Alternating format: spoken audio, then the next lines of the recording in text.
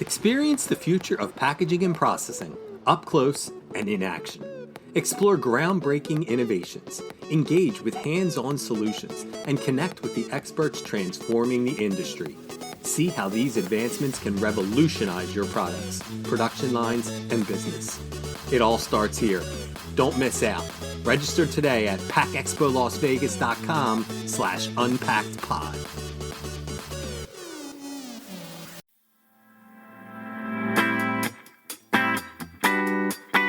You're listening to Unpacked with PMMI, where we share the latest packaging and processing industry insights, research, and innovations to help you advance your business.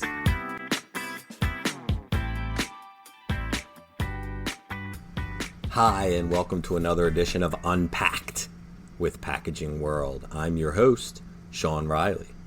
Today, we welcome back to the podcast Packaging and Processing Hall of Fame member and editor emeritus of Packaging World, Pat Reynolds.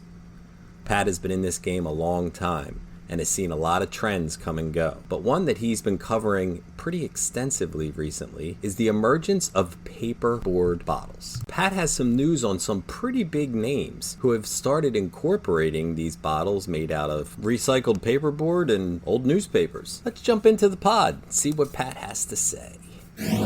Pat Reynolds, welcome back to the podcast. Well, thanks, Sean. It's certainly good to be with you again. So you've been following the development of paper bottles for quite some time now. I feel like you covered it during Pack Expo Connects. I think I've seen you do some video on it as well. And it sounds like there's been a pretty big introduction in this space by a pretty big Nestle brand, Vittel. I guess, could you tell us more about that? Well, you know, Sean, one of the things that makes it notable is the simple fact that it comes from a high-flying brand like Nestle. And adding a little intrigue to it all is that rather than making its debut on store shelves, it was introduced in conjunction with that little old bike race called the Tour de France. Yeah, that's a pretty big stage to unveil something like that. How much does it hold? You know, what's the basic composition? You know, what's the story behind this bottle that they would unveil it at a place like that? Yeah, this is a 1 liter bottle, and in fact, it's a paper-plastic hybrid approach.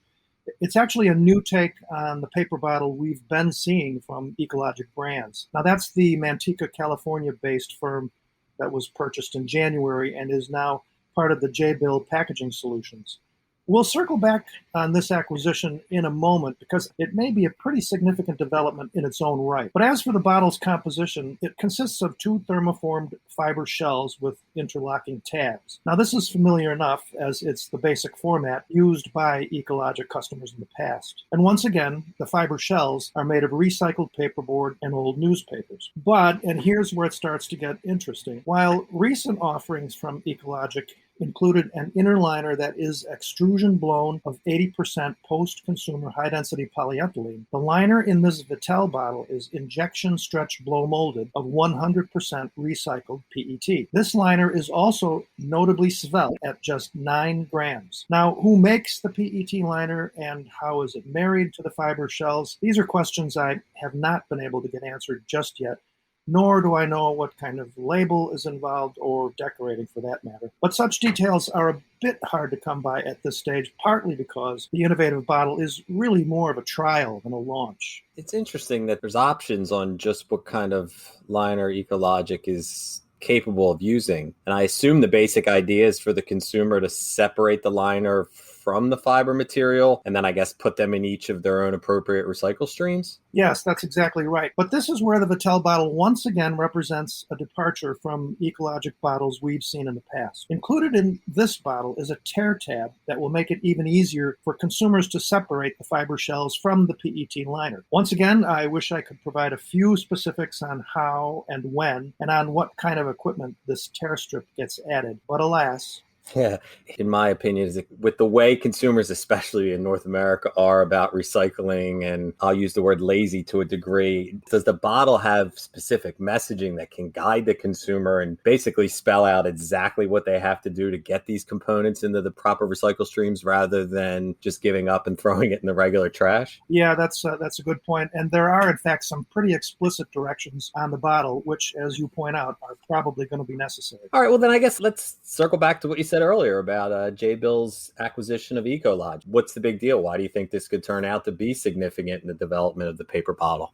Well, it's partly because the very idea of a paper bottle is viewed by many with a good deal of skepticism. And why the skepticism, you might ask? Well, look how long Carlsberg has been prototyping a paper bottle for beer. Or ask Pebaco, a consortium that includes Coke, L'Oreal, and Absolut. Or ask Pulpex, another consortium which includes Diageo and Unilever, when their paper bottle offerings will actually be commercialized. Now, I should note here that Unilever and Pulpex announced on June 10 that they plan to launch a paper-based laundry detergent bottle for Unilever's Omo brand in Brazil by early 2022. The bottle is designed to be recycled in the regular paper waste stream, and making this Omo bottle all the more fascinating is that rather than relying on a plastic insert, it will be sprayed inside with a proprietary coating that repels water or moisture of any kind. But this bottle for Unilever's Omo is only at a prototype stage at the moment, and that's really been the fundamental problem with paper bottles for the past few years. Announcements come and go, but bottles seem stuck at prototype stage and are just not reaching consumers in any measurable numbers so far. So, the skepticism about the true viability of a paper bottle is well founded and probably inevitable. I've been just as skeptical as the rest. As in, wait, you're going to put liquid in a paper bottle and expect it not to leak? Now, getting back to the Ecologic Jabil union, it's notable because it brings Ecologic, essentially a startup, mind you, the vast engineering skills and financial resources of Jabil, a Florida-based Fortune 200 juggernaut with annual sales of $27 billion. What Ecologic has hoped to do for some time now is ship nested shells to customers around the world where blow molding or injection stretch blow molding of the inner liner would also be done. This would greatly optimize the sustainability of the container, because then, rather than shipping empty bottles to its customer base, Ecologic could nest the fiber shells and have them efficiently assembled in locations relatively close to brand owner customers. Or maybe the brand owners themselves would install automated assembly equipment designed by Ecologic Jabil. So far, this model has been elusive, because the highly specialized automated equipment currently used to assemble the bottles only exists at this point in time in Ecologic's Manteca, California facility. But with the resources of Jabil behind Ecologic's efforts, now remember, Jabil has 100 sites in 26 countries, and it offers design engineering expertise in life sciences, defense, automotive, computing, networking, and telecommunications. So with these resources available to Ecologic, optimizing automated assembly equipment and getting it built and distributed globally becomes just a tad less daunting. Yeah, almost everything you're saying is exactly how I look at it, where again, you're putting a liquid into paper and just the concept of it is hard to wrap your head around. So I guess I've read all the stories that you've had about this and viewed some of the videos and all the content that you have based around these paper bottles. And I think from what you're saying, it sounds like there's basically two approaches when it comes to commercializing paper bottles that can indeed hold liquids, which is still hard for me to wrap my head around. So one involves a plastic liner, which is going to be made as light as possible, obviously. And one relies on, I guess, like a coating. So in a perfect world, is there a way to eliminate the plastic entirely? Is that pretty much the way that it's shaking out? Yeah, that's about right, Sean. And, you have to root for the camp that's working on the coatings, because if they do get to where they want to be, the consumer won't have to go to the bother of separating out plastic and paper components. The whole bottle will go right into the paper recycle stream. But as much as we'd like for this to be the solution that wins out, it's important to point out that so far, the approach that has succeeded in the marketplace on a commercial basis has been the plastic liner approach. That's why Ecologic founder Julie Corbett constantly emphasizes that while there are many fascinating paper bottle technologies moving forward, and while many of them hold great promise, so far at least, the one that has had the most success in making its way into the hands of the consumer is the paper bottle that includes a thin plastic liner. So do you think that means, at least for now or going forward, that Ecologic is married to the plastic liner, or are they investigating ways to incorporate coatings a little bit more? Yeah, that's a great question, Sean. And the last time I spoke with Corbett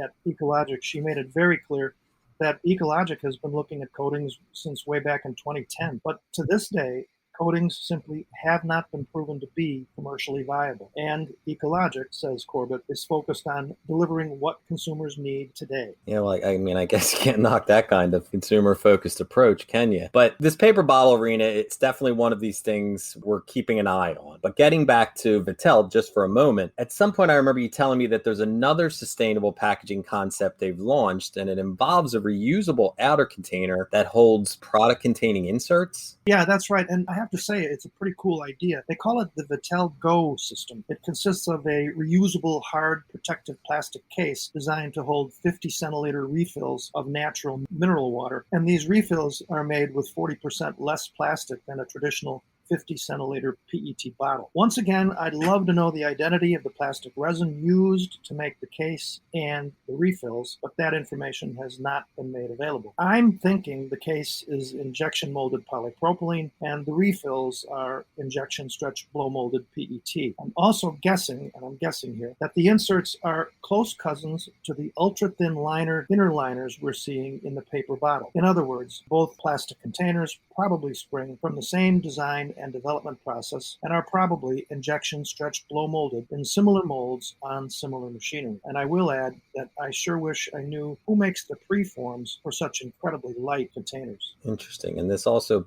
piggybacks off of a podcast we did previously with Anne-Marie Mohan on reusables and the need to incorporate them more in the sustainable stream and get reusables out there more to eliminate waste in general. So I guess please be sure to keep us posted should you wind up learning anything more on that, and maybe we'll circle back on that. So I guess, is there anything else up your sleeve or anything else you've heard where fiber-based containers are concerned? Yeah, actually, there's two more developments that are worth looking at. The first comes from global cosmetics and beauty aids manufacturer L'Oreal and global cosmetics packaging manufacturer Albia, both headquartered in France. These two firms recently announced that they have invented what they're calling the first carton-based cosmetics tube, where plastic is, for the most part, replaced with what L'Oreal and Albia call a bio-based and certified paper-like material. The first L'Oreal brands to appear in the new tube are La Roche-Posay's Anthelios Sun Care product and Garnier's Bio Skin Care products. Once again, details on manufacturing methods and container composition are a little bit hard to come by, but it's worth noting this is far from L'Oreal's first foray into paper-based bottles. Back in 2018, its Seed Phytonutrients brand launched in a paper bottle from Ecologic. And it's also worth noting that L'Oreal is an active member of the Pebaco consortium that I mentioned earlier. And that brings me finally to the other development I wanted to mention, which in fact comes out of Coca-Cola and Pebaco. That would be the limited online trial of Coke's plant-based beverage A to Z in a paper bottle that is described as a paper shell with a recyclable plastic lining and cap. This bottle will be offered via an e-grocery retailer in Hungary sometime this summer. To wrap up what we've just covered, what I'm hearing is happening in the paper-based bottle world is a lot of these big name companies, which is what we like to hear, the Nestle's, the Coca-Colas, the L'Oreals, are getting involved with this paper-based packaging. So while it might still be, in its infancy, it's something that is clearly caught the interest of the biggest players in the markets that are going to make this less of a thing that we get surprised and have podcasts about and more of something that we see every day. I think that's exactly right, Sean. You really hit the nail on the head. You move the needle when these big brands get involved, and then they cause things to happen, I think, a little more readily than some of the smaller ones. Right. And if they are interested, it means that there clearly is some viability to this. It's not just a pie in the sky idea if, the Cokes and the Nestle's are involved. So that's fantastic to hear. And hopefully we'll be able to circle back with you where we get some more information or any new developments on something like this. So we just want to thank you again for taking time out of your day to come on here and give us details on a topic that I'm sure most people listening don't know nearly as much as you do about. Well, I'll be happy to keep you posted as developments emerge. Please rate, review, and subscribe. To do that, go to the iTunes podcast or Spotify app on your phone and search for Unpacked with PMMI.